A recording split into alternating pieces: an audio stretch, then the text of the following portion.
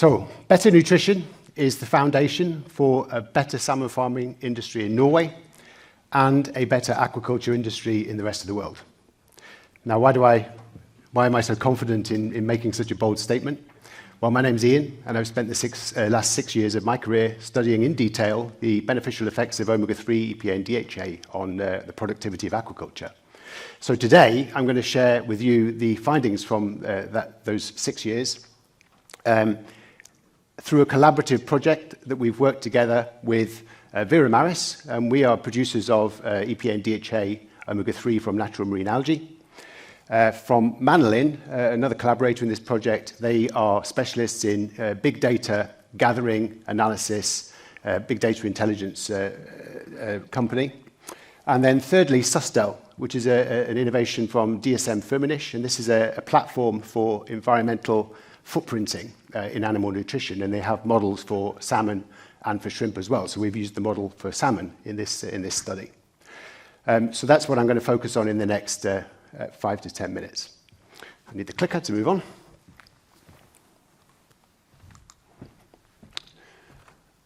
So we need more food from the sea, and investing in feed is a great way to deliver that outcome, because when you invest in better nutrition, you get better fish health, you get better fish farm productivity through having healthier fish, you get better quality food for consumers, because at the end of the day, that's why we're in this industry, is to produce food. We need to do that with less environmental impact, and fish farming is a business, so we need to secure better financial returns at the same time. But one of the big challenges that we face is the cost of mortality in the industry. And here in Norway, the cost of mortality is estimated around $1 billion, and that's purely a function of the number of lost fish every year, the average weight of those fish when they die, and the market value that you lose when you lose those fish. So the good news is that together we're able to do something about this through better nutrition. And the scientific case for better omega nutrition in particular is extremely strong. There is very strong documentation published in peer-reviewed literature and available from all of the companies that work in this space. So, for example, when you look at the growth response from increasing the omega-3 level in diets, you can see very clearly from the study on the left, published in a paper by Glencross, where we know very well how much omega-3 you need in the diets in order to achieve optimal growth. But the problem that we face is that when we move these animals into commercial farming conditions, they're faced with a whole range of different challenges, disease challenges, environmental challenges, they're handled, they're treated for sea lice, all of these things happen. So what we've done is translated that growth data into a set of guidelines, commercial guidelines, which allow for the challenges that fish are facing under commercial conditions.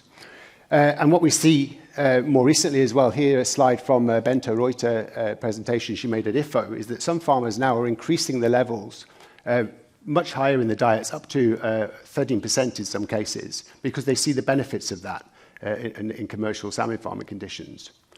But what we set out to do in the collaborative study is to quantify this. How do we know that the science translates to commercial conditions? How do we know that we're going to get a return on that investment in better nutrition? And after a couple of failed attempts at trying to prove this point and on single commercial salmon farms, I'll spare you the details of that, we ended up forming a partnership with Manolin to say to these guys, look, you are experts in gathering commercial data. You have access to data for many billions of fish that have been produced. Can you do something with that data?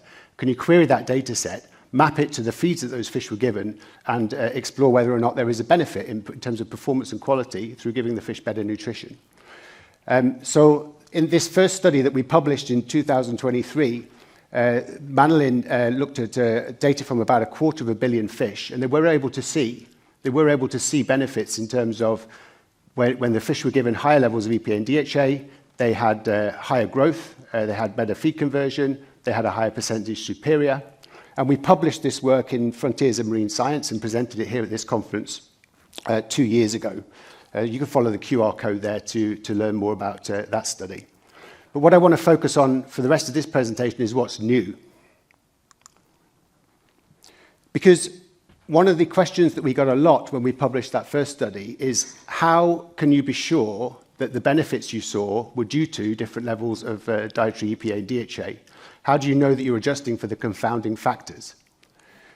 So we sat down with Manolin and said, let's do it again. We may be crazy because sometimes when you do a trial and you get great results, you want to stop there. But we carried on and we said, let's do it again. Let's expand the data pool. Let's look at more fish. Let's try to refine that feed data and adjust for the confounding factors. And thirdly, let's try to extend the study downstream. So instead of stopping at the farms, let's stop at the processors and learn more about the quality of the fish. So that's what we set out to do. And Manolin made two fundamental changes to their methodology for this study. Tony Chen is going to talk more about these methodological changes in a focus session tomorrow afternoon. But simply put, the challenge is that on a farm site, you've got a lot of the different populations of fish facing different conditions. So what they did is they developed this population tracing algorithm in order to go through the big data sets and identify fish that had been produced under similar conditions, so that you reduce some of the noise in the data set. And this is particularly a challenge on farm sites where there's some mixing or sorting or grading of the fish. So this population tracing algorithm adjusts for that. So then you have some populations of fish that are relatively comparable, but of course, each of those populations of fish are grown under different conditions as well. You might have different genetics or different temperatures. You might have a storm event. These kind of things happen as well. So what they did then is they applied some advanced statistics, IPWRA, and I'm not even going to attempt to tell you what that acronym stands for, but Tony will tomorrow. And this is a methodology that is used in medical science when you can't do controlled trials with people in the same way as you can with animals. So this approach is used to adjust for that, and it gives us a much more accurate outcome from the study, adjusting for those confounding factors. So in short, these methodological changes make our findings more accurate and therefore more reliable. And the outcomes from that study were astonishing, to be honest with you. We were just blown away by what we found. For the first time, now that we had increased the population of fish under study to almost 500 million fish, covering 9 production zones in Norway and over 10 years of production, so this is a very, very robust data set, we could see a statistically lower mortality, 8% lower mortality for the fish that were fed on higher EPA and DHA levels. We could see a 13% reduction in feed conversion ratio accordingly, and we saw a 2% improvement in the superior harvest percentage of those fish. So really incredible results there. And adding to that, the additional benefit is that you get much more predictability in the results from the commercial farming operation. So you can be sure that if you improve the dietary, the quality of the diets, you give better nutrition, you can be sure that that is going to translate to better performance statistics on your farm. You can follow the QR code here to read a bit more about this study. We're going to publish the work as well. And also, a really nice tip is to listen into Tony Chen's Fish and Bits podcast. I don't know, some of you might already be subscribers, but he did a great podcast talking about the methodological changes that they made in order to help us to solve this problem. But it didn't stop there. When we looked at the quality data, this was actually quite a challenging part of the study because when we approached processors to try to start gathering data, they started giving us a lot of spreadsheets, Excel spreadsheets with data in different formats, and they were also all measuring different things. So it was very difficult to try to get some comparable data, but we managed to get enough to say that in the data that we studied, we saw a 7% reduction in melanin spots for fish fed higher dietary levels of EPA and DHA, and 40% lower blood spots too. And again, more predictable results for those that are fed with better nutrition. So I think where we've got to now, having done 2 big data studies and commercial farm trials as well, we've got a pretty good feel for the productivity benefits that you get if you improve the quality of the nutrition. So we then moved the project forward to say, okay, well, what about the environmental impacts of that better productivity? And what about the financial return on investment? So I'll cover that next. What we saw when we used the Sustel tool to model the feeds to produce the salmon, so this tool takes us right the way up to a harvested 5 kilogram salmon. When you use algae oil to increase the omega-3 level in the diet from 6 to 10% of total fatty acids, you do get an increase in the feed carbon footprint of a couple of percent. That's because you have to change the oil mix in order to accommodate the algae oil to do that. So we saw that 2.2% increase in the feed footprint. If you assume that feed is going to perform in exactly the same way, then you would see a 1.2% increase in the carbon footprint of the salmon at the end of the production cycle. But what's interesting here is that when you factor in the productivity benefits, and so you see these on the different axes of the chart. On the top, you see the range of improvement in mortality from 1 to 8%, and on the side there, the range of improvement in EFCR from 1 to 13%. When you factor in those productivity benefits, you actually end up with a 17% lower carbon footprint in the salmon that are produced at the end of the cycle, which is a substantial reduction. And we all know the benefit of reducing carbon footprint. But you may say, okay, yeah, but what if you don't get those benefits? What if you don't get those productivity benefits? Well, even if you get 1% improvement in mortality and 1% improvement in FCR, you still get a 2% reduction in the carbon footprint of the salmon at the end of the production cycle. So it's a good bet in terms of carbon footprint and in terms of marine footprint too. Obviously, if you're being more efficient in your use of resources as a result of this, and you have a baseline FFDR oil, which is the measure of marine footprint of 1.3, because you have a more efficient production, you have a lower EFCR, you therefore get a 15% lower marine footprint as well. So better productivity, lower environmental footprint. What about the business case? Because at the end of the day, salmon farming is a business, and we know very well that if the numbers don't add up, it's very difficult to sell better nutrition into these fish farmers. So what we've done here is we've looked at the range of different unit costs of EPA and DHA. And this is a challenge because fish oil supply is very variable, very volatile, and with that, the price of EPA and DHA is extremely volatile too. It ranges from $40 per percent per ton to $240. So we've modeled across that range of different scenarios, and we see that if you have a scenario where the unit cost of EPA and DHA is very low, as it is now, there's a surplus of fish oil available, the farmers get a 9x return on investment in better nutrition. 9x return on investment. It's a no-brainer.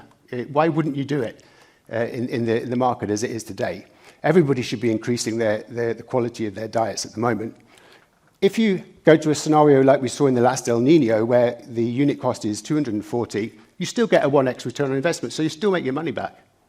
It makes sense to do it. But it makes sense even more to do it with algae oil, because you can see here where algae oil sits at around about, well, without giving numbers away, but in the middle of the range of unit costs of EPA and DHA, you can be sure that you're going to get a 3 to 4% return on investment by using algae oil to ensure that you have better nutrition. So, better productivity, lower environmental footprint, and a clear return on investment. Those benefits are extremely compelling for farmers. Across the range, you can see them there, and with that 3x return on investment, I think everybody should be taking steps to improve the quality of the diets, because better nutrition very clearly pays off. We are going to say more about this on our stand, E427, tomorrow afternoon, and we also have some refreshments if anybody wants to call by today to talk more about these results. Thank you for listening.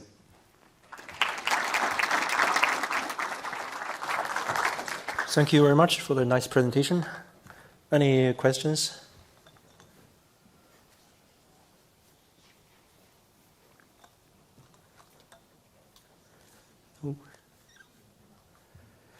I have a have a lot of questions.